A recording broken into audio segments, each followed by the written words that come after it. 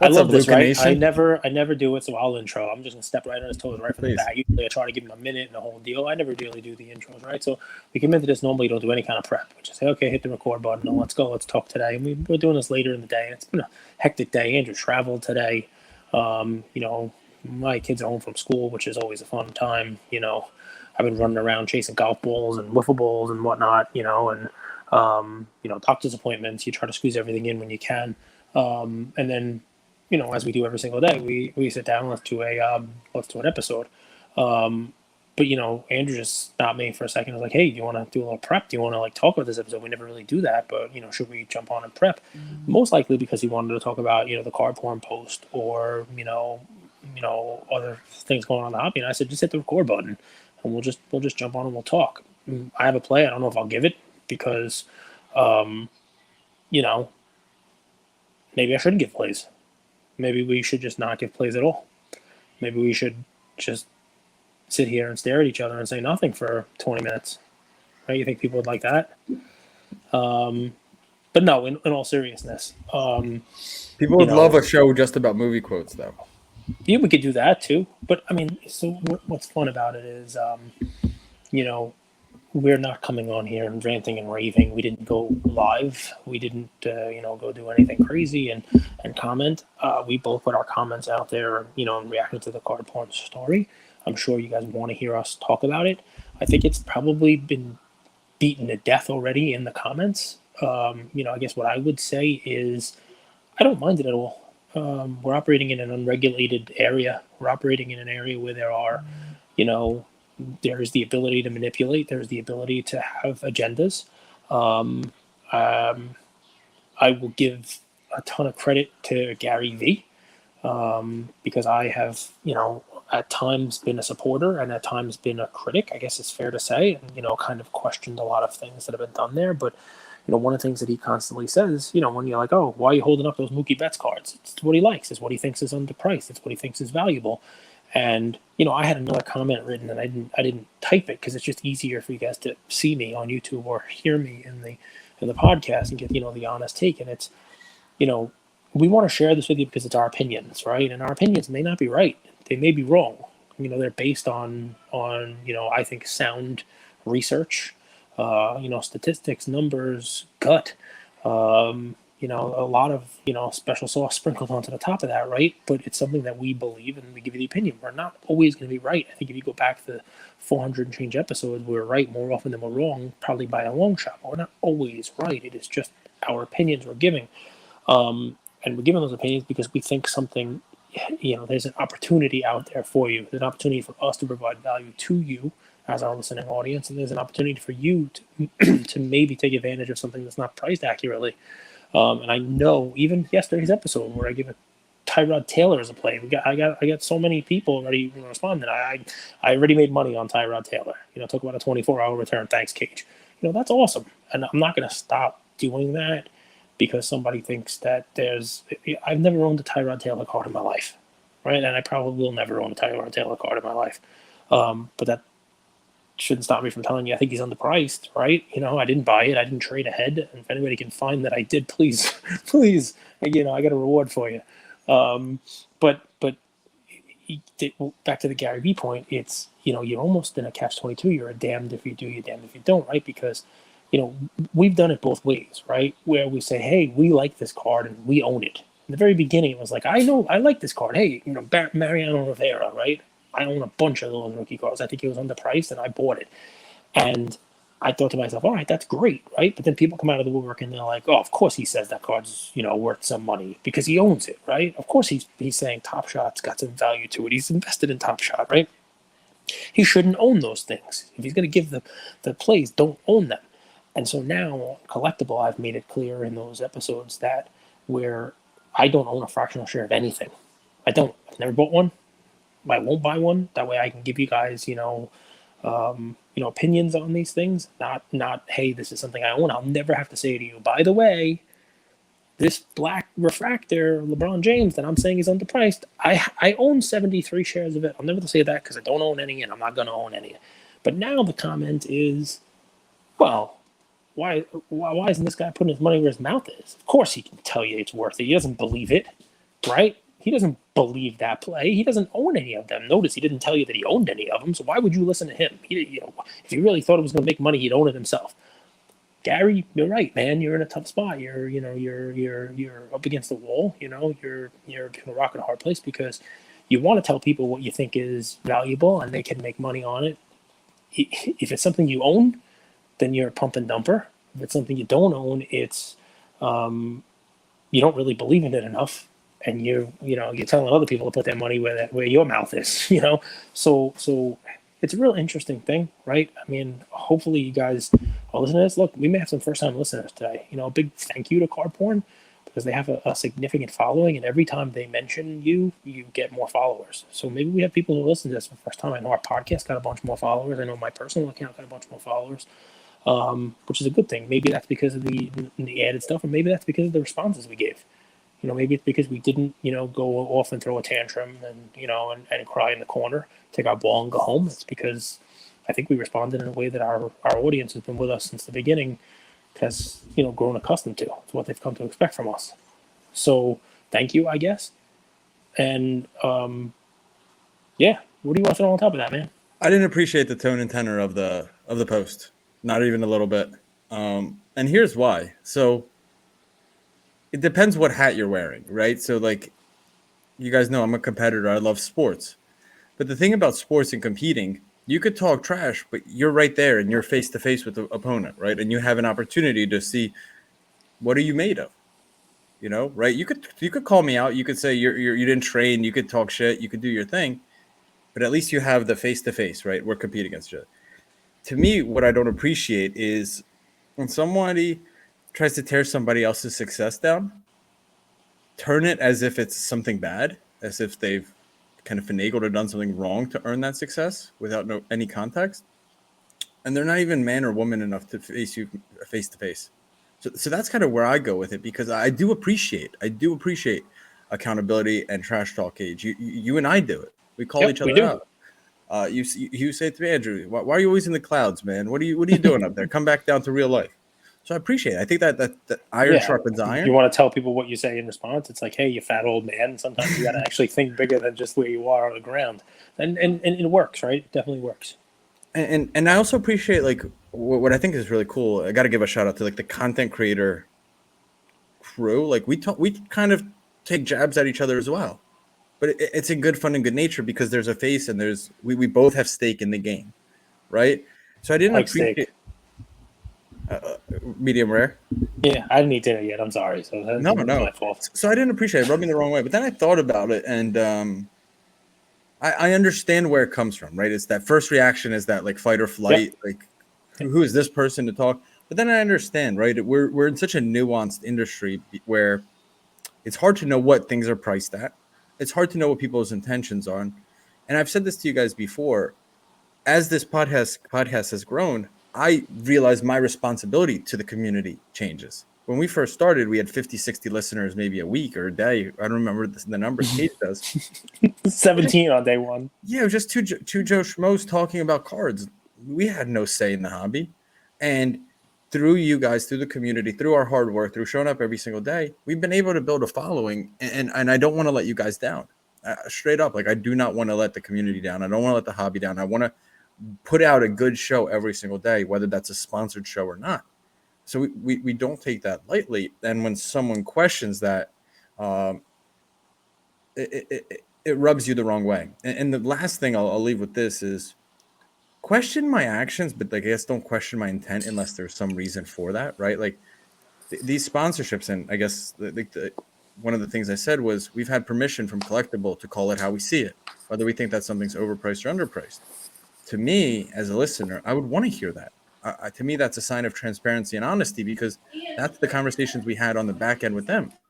And to try to like twist those words around to make it seem like there's something malicious in that, I don't get it. I really don't. So that's where I really stand on it. At first, it was like, man, this sucks. Also, I was on a flight, so I was like, this isn't what I want to deal with. But then it was kind of cool. It happened at a good time because it's just an opportunity to learn. As Cage, I guess, has disappeared here, but that's all right. It's just an opportunity to learn. And like I said, guys, like as our responsibility to the hobby changes and grows, I don't take that lightly. I'm going to do the best I can. I'm a human being, so no doubt there will be mistakes that I make. There's words I'll say wrong. I'll misspeak, but my DMs are open, and I think you guys know that. And I think the person or the team that created that post, they know that our DMs are open. They know that we're available to speak. So By the way, I think oftentimes it's we just the over communicate and let them know what we're up to and why we're up to, because we do believe that the hobby as a whole, uh, to err on this side of over communication is a positive. So I hope I did a good job articulating. you did, Uh, man. I think really just if we could change one word, I think it's the word permission, right? So I paid a lot of money and went through a lot of years of school to to figure out what words I'm going to throw down and what these words mean, right? So no one gives us permission to do anything, right? And Andrew doesn't mean permission per se. It's the same statement that we've made over and over with every one of our episodes, with every one of our sponsors. It's we say the truth. We tell you what we think about any given item, any given grading company, any given you name it, and that we would never go into a deal with a sponsor. We'd never agree to do a show. We'd never agree to do anything if somebody said that there was going to be any type of restriction on our ability to lay down our opinion. And you guys, if you listen to the collectible one, you listen to that fractional episode that we do, more often than not, I think we're talking about how something is overpriced. We're talking about how things don't make sense at the price they are. It's the word permission is, it's probably not what Andrew's trying to convey. What he's trying to say here is that nothing changes with us, and it's that we have the ability to say whatever we want, whenever we want, about any specific item. It wasn't there was a grant of permission or anything like that. People are kind of hanging on that word, and I think that's misplaced. The point is just, no one's telling us what we can and can't say, and that's important for you guys to understand. that's really that's it. Like it's not that deep to me after that, because game's over. We made the post. It's like we just move on and try to do the best we can the next day, right? You Yeah. learn and you improve. It's really that's where I stand on it. And um, Listen, I don't mind it, right? I mean, you probably said the best thing in this initial 10 minutes is that we're in an interesting field, right? The hobby, the market, the industry, whatever the hell you want to call this thing that we are in, it's not like anything else, right? I mean, LeBron goes out, plays basketball, Tiger goes out and plays golf, and he has a sponsor, right? So you see Tiger Woods, he's driving in a Buick. If you saw him driving in a Nissan, you'd be like, "Oh, look what's going on, Tiger Woods." But it's very different here, especially in our hobby, because a lot of the content talks about you guys use this grading company or you guys buy this card, right? LeBron, Tiger's driving a Buick. He's not saying, hey, buy a Buick and I'm going to get 10% of it or whatever it is. You know what I mean? It's a different thing. It's just a different type of business model, right? So I get where card porn is coming from. I get where a lot of the comments are coming from in there, right? Because, you know, there is the ability to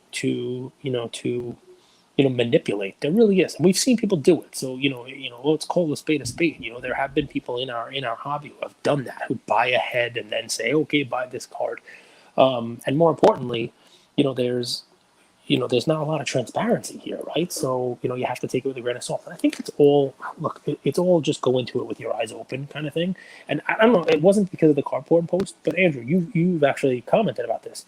If you go on my Twitter page, guys, I mean that's right there in public. Even right there on my bio says who all of our sponsors and all of our partners are. It's right there. It's up front. You name it. Any post I make, it's right there. Anybody can see it.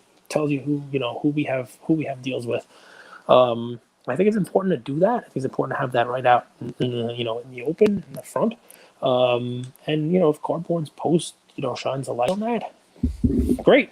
I mean, I think it's one of those fun things where, and I told them this myself, I have nothing to hide. So you can bring the full force of the card porn army down on my trading history, my 20 plus years on eBay, whatever trading groups, wherever you can find my stuff, please, I implore you to go ahead and go through it all. I legit have nothing to hide. And go listen to all 500 episodes, and I think they do, because they're able to quote what minute Andrew says something. Sometimes So they omit a lot of things, though. They pick and choose. One being that a lot of the competitors of our so-called sponsors, are also brought onto the show because our goal with this, and I've said this from day one, was to give you guys really different perspectives, yep. uh, give you different takes, let you guys make your own decisions for what works for you. What works for someone living in Europe, Asia, Mexico, US, someone living on the East Coast, West Coast is going to be completely different, right? Someone in their 20s might play the hobby completely different than someone in their 40s. And we want to offer that perspective. So uh, we think we do a good job.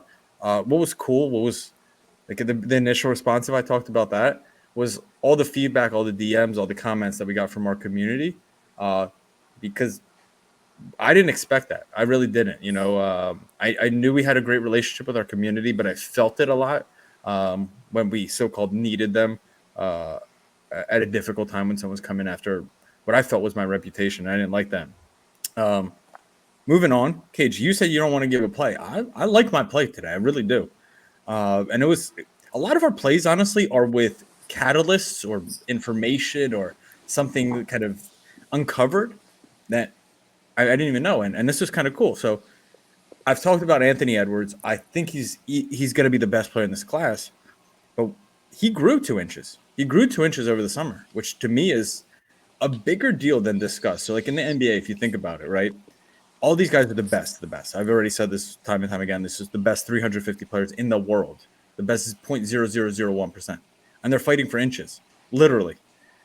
And this guy who's super athletic, super charismatic, decent jump shot, a good all around game with a ton of potential, now he's become a true shooting guard, so to speak. Jordan's height, Kobe's height, a little bit shorter than LeBron. And I think that's a big deal. I think that's a huge deal. That creates a lot of different mismatches across the board. I do. So Anthony Edwards to me, I haven't done this in a while, Cage. Remember my 1-star, 2-star, 3-star plays? Mm-hmm. This to me, Anthony Edwards going into the season, I expect a big season. I do. So to me, it's a 3-star play. But there's two nuances here.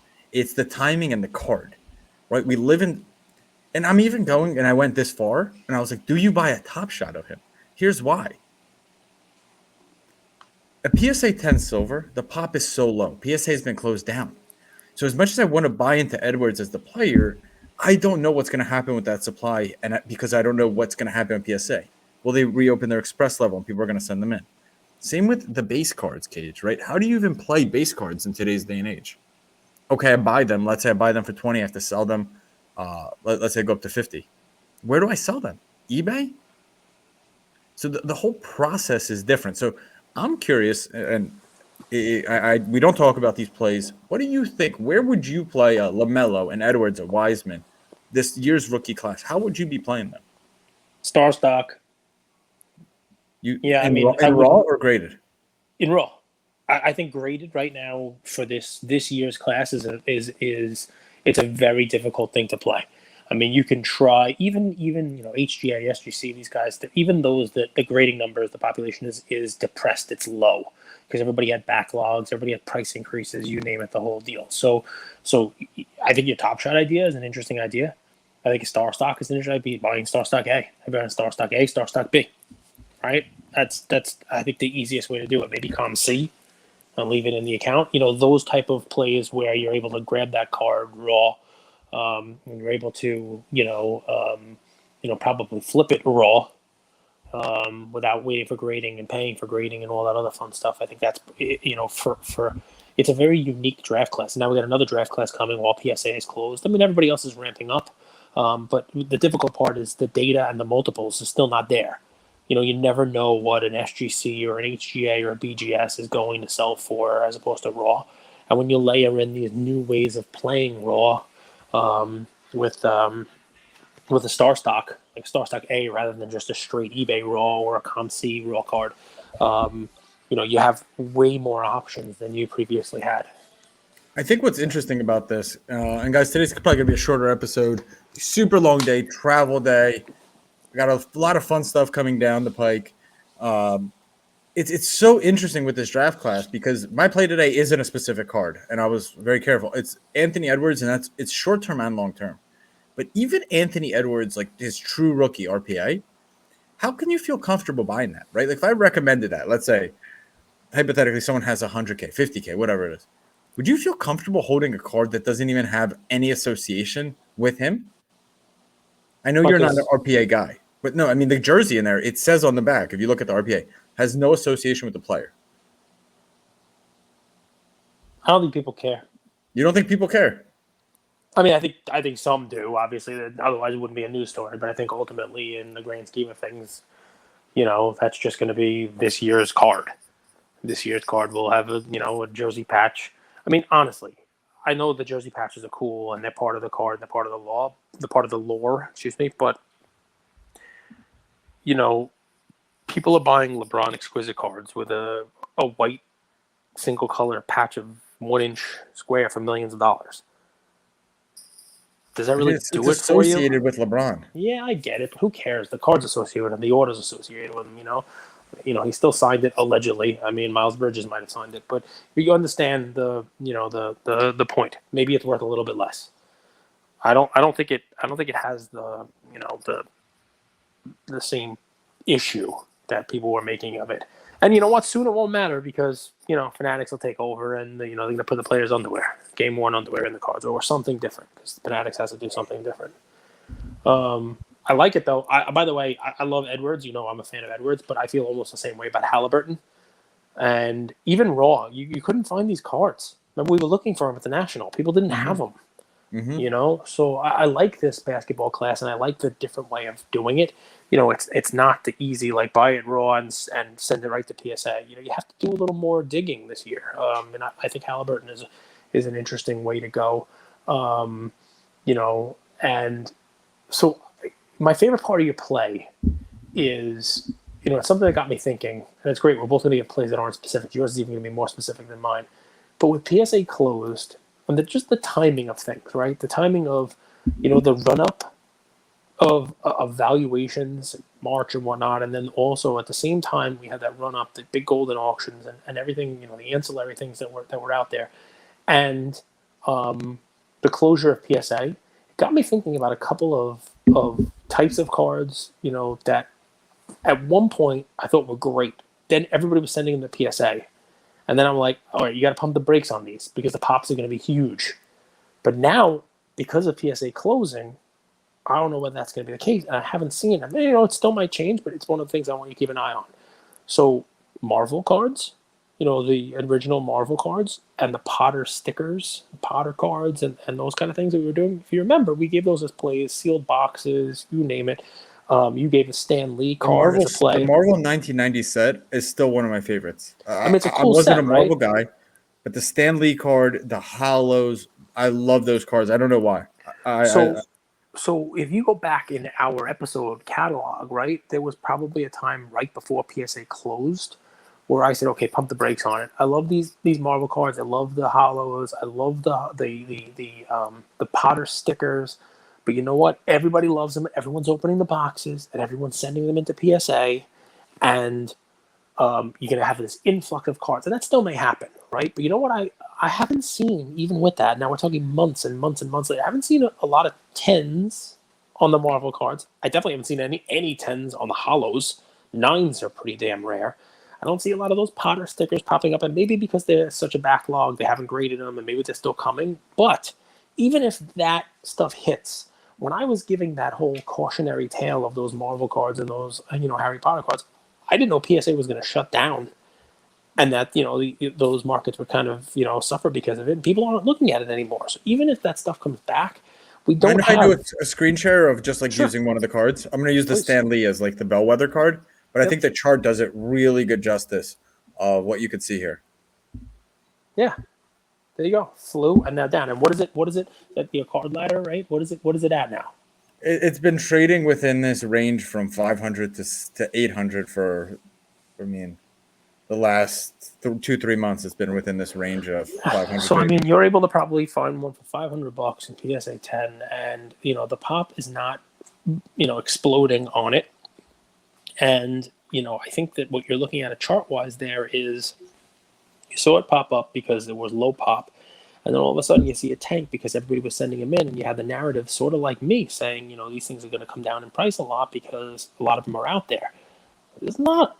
I mean, it's grown. There's more of them, but I don't think that's a card that's going to have a huge PSA pop. I don't think a lot of these cards are going to have huge PSA pops because even when PSA opens, a bulk in a year or whenever they do. I mean, and it could be all these cards. Even the Stanley is one of them. Like it's got the same thing. These things have just basically fallen off a cliff here. People have forgotten about them.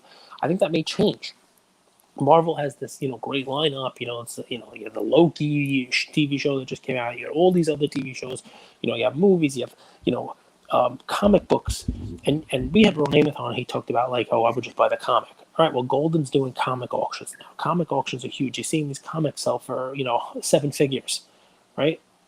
This is, I believe, a low-cost alternative for a card person who might like the Marvel brand, might like the Harry Potter brand. Remember, I just went to Universal Studios and did the whole Harry Potter immersive thing. So there are lunatics in the Potter world. And, while I love them, I didn't like them after I thought, oh shit, everybody's opening these things and they're going to be graded like crazy. But now that I think it's off the table, I don't think you're going to have the explosion of PSA of these things that you otherwise would have had. Especially the things like, the Potter stickers and the non-Stan Lee cards, the ones that are a couple $100 for a 10, because even that, no one, when PSA opened back up for $40-$50, no one's sending these in on the hope that they get a $150 or $200 10. So I think these are bargains now, whether it's Captain America, Iron Man, Stan Lee, Venom, before they finally release the Carnage movie, whenever the heck that's going to actually come out. All these things, I think that they are they're cool stuff, not to mention they could be real long-term holds for you because they came 90 now they're coming out. Well, everybody's watching these movies with a generation of kids now. Marvel is huge now. The kids are watching Disney Plus now. Well, those kids, they'll be the Pokemon kids 20 years from now, and those will be kind of the cards that they're potentially looking for. So it's just that, one of those things that I'm thinking about. I happen to have just been at Universal Studios doing the Potter thing, and it's a play to revisit. Because you talk about how, hey, PSA closed, and look what it's done, kind of wreaking havoc on this year's basketball class. Well, this is a different way of looking at it. Maybe it'll actually increase the value of these cards, and that chart, which had them real high and then down low here, maybe people start to realize, well, that pound's not going to go up the way we thought it was going to go up, and that chart starts to move its way, back up. So 30-year-old cards of an iconic brand with a pop of 200 or less. I mean, to me, it's really similar to Pokemon. Like, to me, it's super similar to Pokemon. I know Pokemon has a little bit more games and stuff, but people love Marvel. They stand by Marvel. Harry Potter, I mean, Jeremy Pidower owns the the first edition book. The first Incredible. Edition. Long day. You can see it's getting dark behind me. I always think about this, Cage, and because a lot of you guys don't know, like I went through some stuff in my early 20s that like kind of helped me regain perspective about life. A lot of you guys know I ended my soccer career on a knee injury, but you didn't know, some of the other things. I had a lot of surgeries in my 20s and stuff. So I always like to regain perspective when things are a little unsettled. What am I doing this for? And that's my question today to the hobby community and as a whole. What's our goal? Like, what's our North Star? Where are we heading towards? Right? Because, I made this analogy a few months ago, and I think it resonated. I think it's really appropriate now. And this doesn't just apply to today's post because you see this happen a lot. The infighting between the people in our community, it may fulfill some people's ego, make you feel good to kind of say what you need to say, but it doesn't inspire a lot of confidence from people who on the outside to be like, this is a community I want to be a part of. And if you just look at it like the sister brother community of sports cards, it's NFTs and digital cards. And you see every day Steph Curry, Damian Lee, Baron Davis, all of these athletes and influencers getting into NFTs and crypto. Why are they doing that, Cage? Because they see a lot of people having fun and they don't want to miss out on the fun. Community. So to me, the North Star should be, how do we grow this community? How do we make people who are outside of it want to be a part of it because we're having so much fun? Not, hey, how do they, what's that like when you see an accident, rubberneck? Mm-hmm. not incentivize people to rubberneck and see us infighting with each other. People see, wow, these guys are having a great time. I want to be a part of this. I think that's a big deal. That's what I would wish for our community. Well, listen, Andrew's working on our Discord channel. It's going to be out this week. People who are in our groups are going to get invites. If you happen to not be in our groups and you're within listening distance of us here, you're watching us on YouTube or you're listening to us wherever it is you get your podcast, send us a message on our podcast. Just send us a DM, and we'll make sure you get an invite to our Discord channel as well, because that is where we're going to be building the community, and that is where we're going to, continue to do, the community building that you're talking about right here. And this interesting day, it has me thinking of other ways to kind of give back to our community, because I love the comments that we got from our folks, the folks who've been with us since day one, the people who are like, hey, I listen to Cage and Andrew, and they've always played it down the middle. They give me great value, that kind of stuff. I love that stuff. Because, we're people here too, and we're doing the best we can. And it's nice to get to see those comments from people, basically saying that they are fans. So. And by the way, if we haven't responded, it's been a busy day, and somehow, you guys. We post our video clips. They get like 3 comments. Today I had two really interesting posts. One was a picture of a rock. The other one was a picture of high-priced cards graded in CSG and HGA slabs. And we got over 100 comments. So all of you guys commenting, sending us DMs, a lot of engagement. So I apologize in advance because we do try to get to every comment, every DM. Today I'm a little backed up, but trust me, we will get to them. We'll get there. And listen, we're brainstorming on ways to kind of say thank you and get back to you guys. So stay tuned.